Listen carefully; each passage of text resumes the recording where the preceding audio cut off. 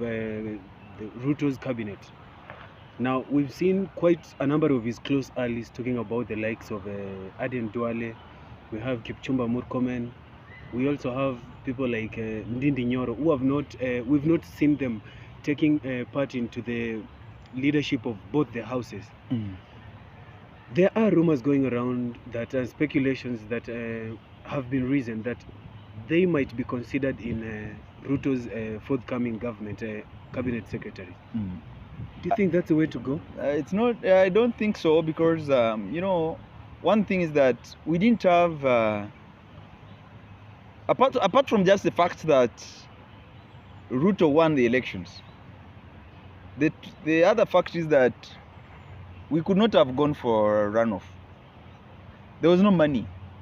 So having very many by-elections would also not be in favor of William Samoei Ruto's, in favor of his the implementation of his manifesto.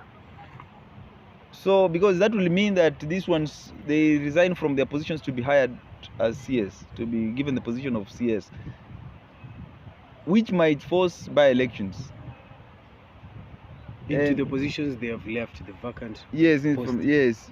That is not in the best interest of William Samoei Ruto's government. The best interest of William Samoei Ruto's government is to ensure that there are many people who have been mentioned, Oscar Sudis, Ndindi Nyoro, and so on. Even so, Oscar Sudi in a helicopter. Oh, by the way, we saw Oscar Sudi arriving at the Naivasha parliamentary group meeting for Kenya Kwanza leaders with a helicopter. Is it right? It's a military helicopter for that matter. No, it's right. It's right. It's right for. It's right for, you know. He's not the commander-in-chief. No, the commander-in-chief is President William Samoei Ruto, and he can permit you to use for the sake of national interest. But that was a meeting. I mean, yes, it was a meeting. Because, you know, there have been claims that because he's a close ally of the president. The commander-in-chief of the armed forces has the right to allow whomsoever he feels fit to use the presidential helicopter. Isn't that not violating? No. The commander-in-chief, I repeat, for the sake of national interest, the commander-in-chief of the armed forces can allow anyone to use that helicopter. Not just Oscar Sudi, anyone. Even Raila was using it the other time. For the sake of, I've talked about for the sake of national interest. And you know, as I could say this, if the president wants to hold meetings, he can hold meetings even in the helicopter.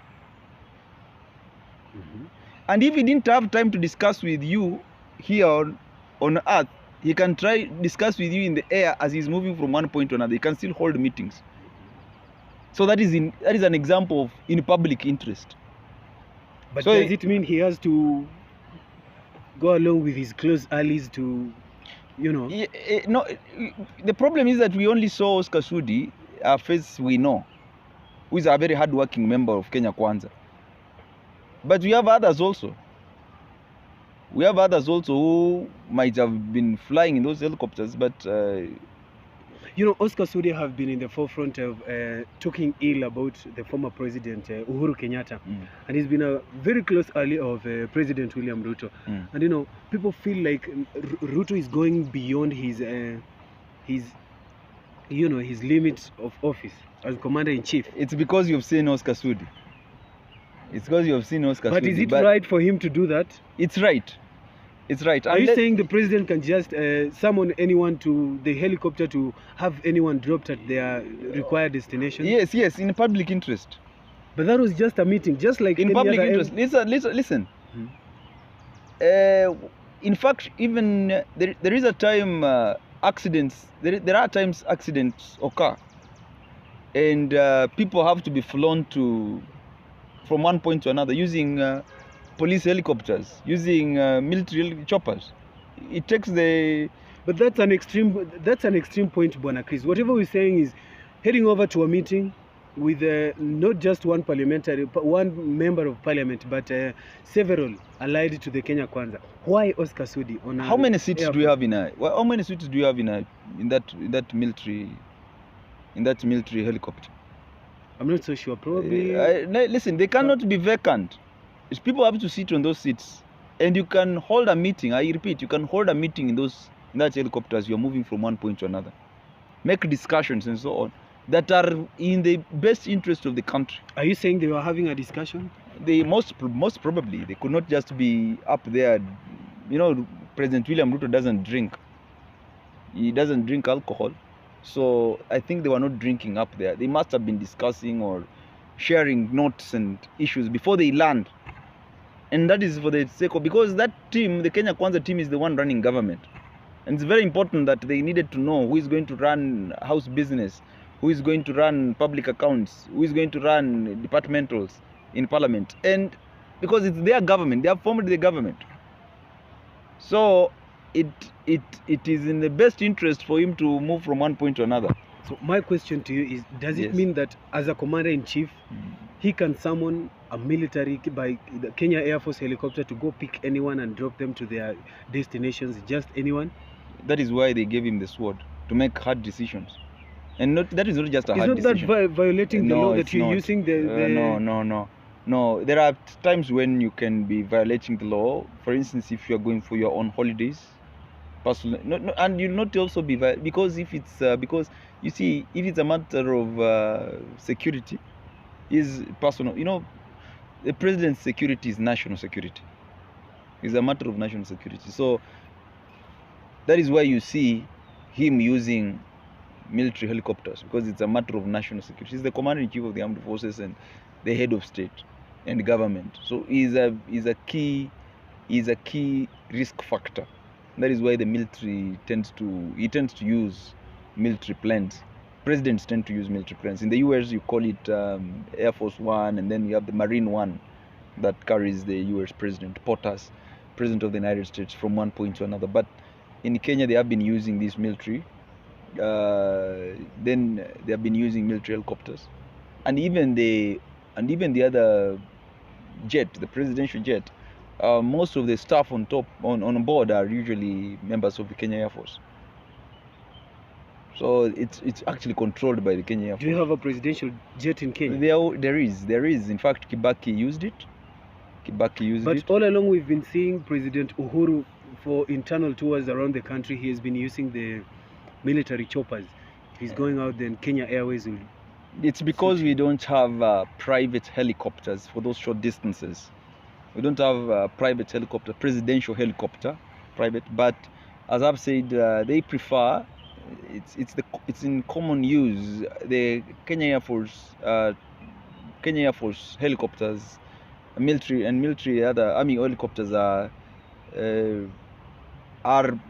put before the president for use at a time of need, because we might not be having a designated helicopters per se for the president to use, and that is a thing they should consider perhaps.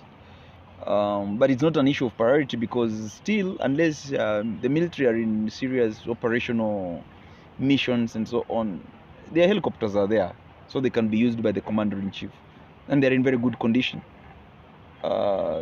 It's okay for them to be used by the commander-in-chief. Yes. But what Kenyans were asking is it okay for Oscar Sudi? What is the problem with those? Oscar Sudi is just like the way Raila used them, that helicopter, and it's not the first time. Even when Raila's son Fidel died, they used the helicopter to transport the military helicopter. But don't you think that is different from this one? Attending a meeting while the other MPs had... But this one, it was also going to attend a funeral when Fidel died. It was transporting, not that Raila is But poor. that is different from this one. Raila This one is just a meeting. Raila is not poor. Raila is a billionaire, and he should have hired a private helicopter too. But they used a military helicopter to transport Fidel, to the late Fidel, for burial. So in your point, it was right. It is right, provided it's in public interest. Like that of Fidel was, I think, in public interest. The son of the grandson of a former vice president, and the son of a former prime minister, and an opposition leader, and so on. it was right to some extent, although not very, very right, but to some extent it was right, because there are many Kenyans who are lacking means of transport from one point to another, and they would really also wish to ride in that helicopter. Yeah. But for the sake of Oscar Sudi, I think it's because they were transacting national issues, national business. That is why he used that helicopter. Yes. All right. You've earlier on said that the government doesn't have money. And by the way, I saw a tweet by Samson Cherargei saying that when Ruto took over the government, he found that the treasury had only 93.7 million. So he said that the government is not even, the economy, the Kenyan economy is not, it's not even in ICU anymore, that it is dead. How comes yet we had 200 million budgeted for inauguration of the president? How comes? We need to know exactly where the money for the inauguration came from. You should know that there was a transitional, a committee for transition, a transition committee from the other regime to the government of the administration of President William Samoei Ruto. We will need to know exactly how much money they used for this for the entire exercise. But for now, I should say that it is true that the economy is in very bad shape.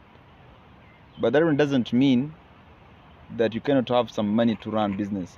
As we have said before, is that when Kibaki took power, Moi had left empty coffers. But that one did not stop David Muiraria from ensuring that we have free primary education rolled out. So I can tell you that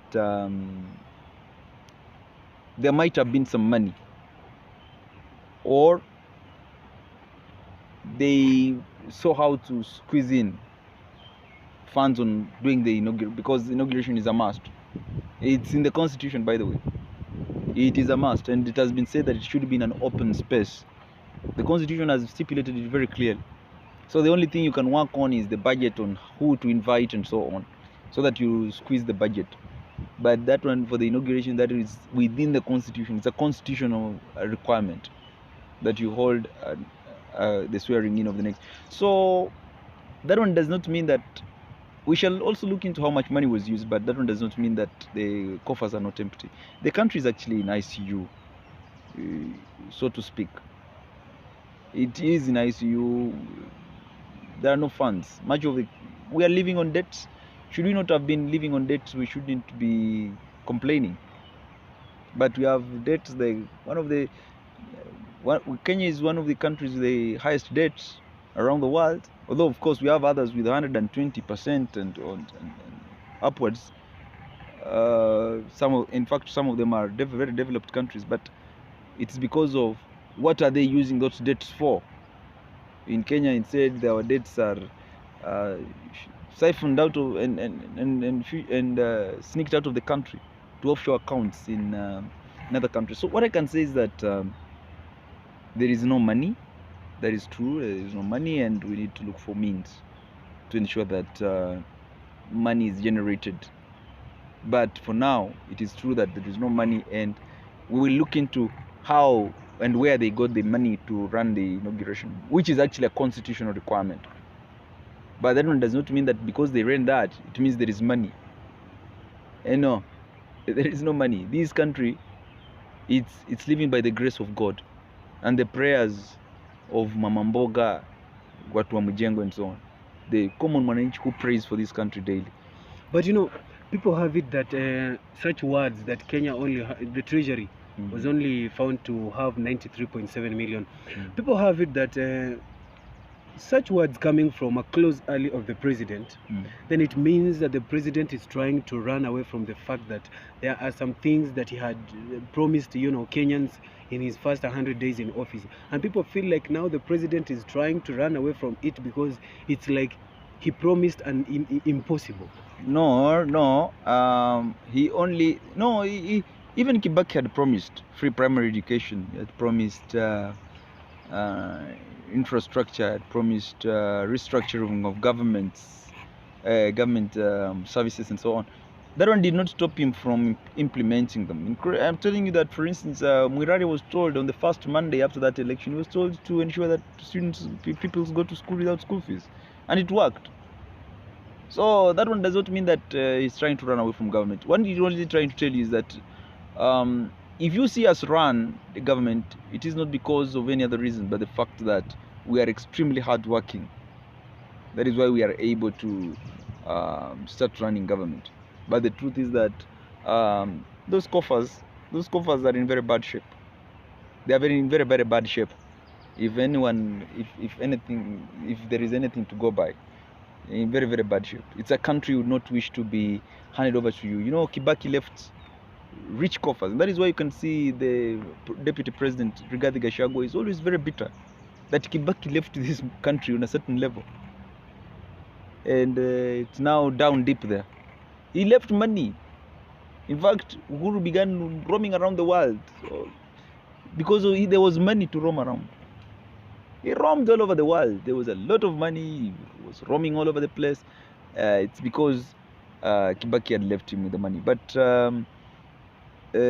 these ones, actually, it's disturbing, very disturbing, and very worrisome. But we know that William Samoei Ruto is up to task and will be able to, I think, turn around things. Yes. So my question to you is, we saw when he was doing his campaigns, the then Deputy President William Ruto, he used to criticize the government that prices are rising, fuel, petrol, and all that prices are also rising, and so he was criticizing the current regime, and to be specific, the previous regime, and Uhuru and Raila, because of their handshake.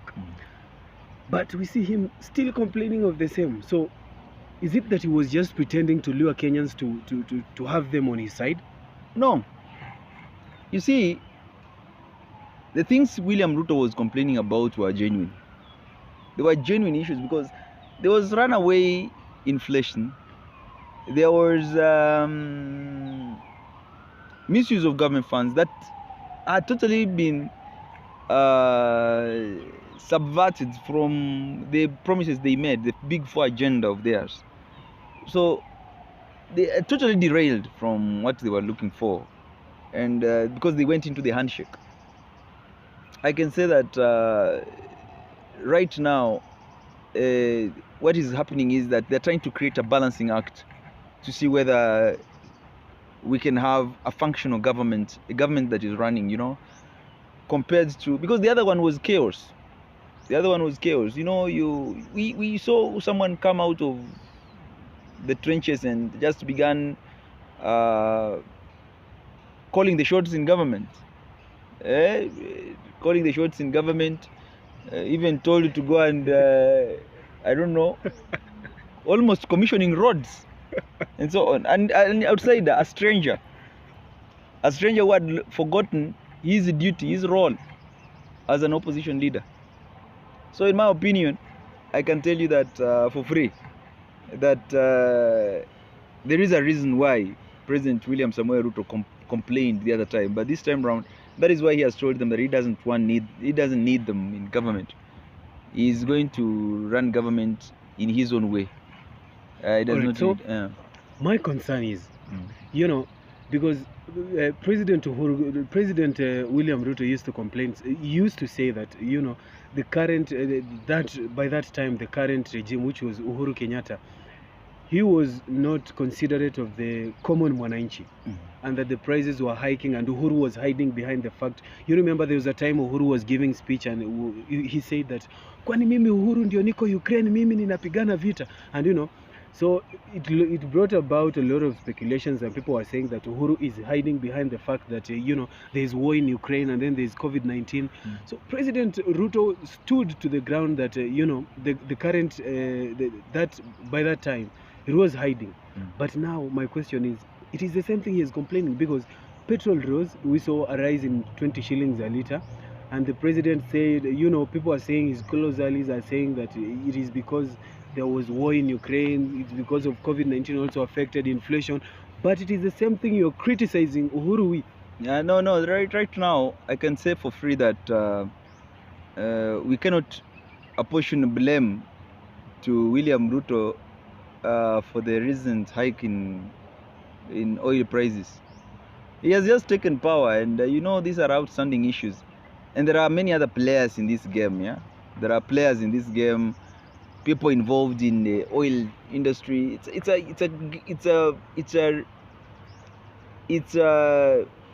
It's an area with very heavy mafia that runs the oil industry. It has, in fact, more dangerous mafia than those ones in narcotics. Oil industry. Yes. Yes. In fact, those in narcotics might not be dangerous like these ones in the oil industry. So it's a thing that you cannot blame President William Samoei Ruto for.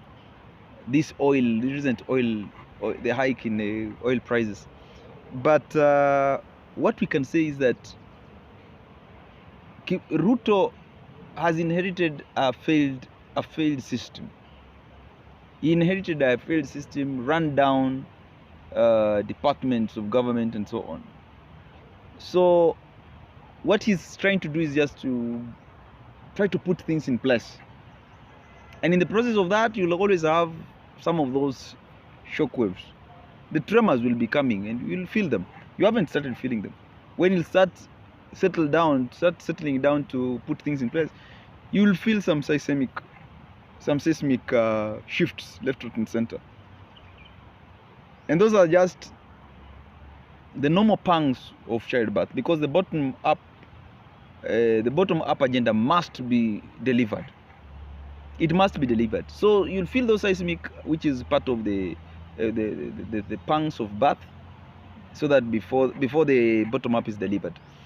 And among the areas we are going to find issues in is that oil sector, then food. But all this, I know Ruto is going to ensure that they have been stabilized, because what will give us a very good indicator is will be in the cabinet that he's going to put in place. If that cabinet is going to be up to task, I think it's the one that is going to deliver Kenyans from the Malay that is going to come. But I can tell you for free that you cannot compare the circumstances under William Ruto and the circumstances under William Ruto right now and the ones under the mismanaged Uhuru regime. Yes.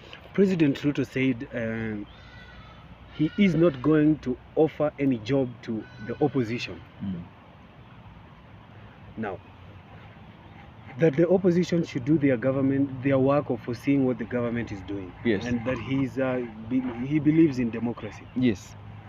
So don't you think people feel like Raila should just leave Ruto and Rigathi run their government and sit back and watch, because they feel like Ruto was accusing Raila so much of ule mzee wa kitendawili kazi yake ni kulala. Akiamka anasema inawezekana, kumekucha. Don't you think that Raila needs to be there to foresee the government, that Ruto can't do it, can't run the government with Rigathi?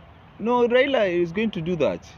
In fact, he has already begun doing that. That is why he even talked a bit of, he wanted 1 million man march against the judges, which people have really frowned upon, because he knows that threatening the institutions of justice is very uncouth, it's very uncivilized, and so on.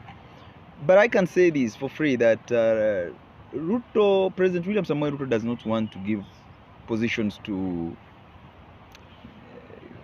the opposition, because the house is already full.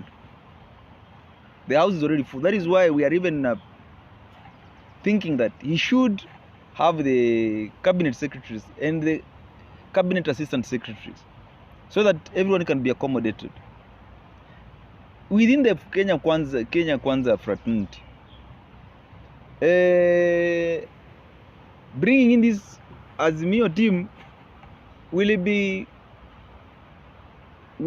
congesting a house that is already full. So let them work from the opposition, but that does not mean that they are not going to have cordial relations. That is why Ruto has a capacity to bring in everyone.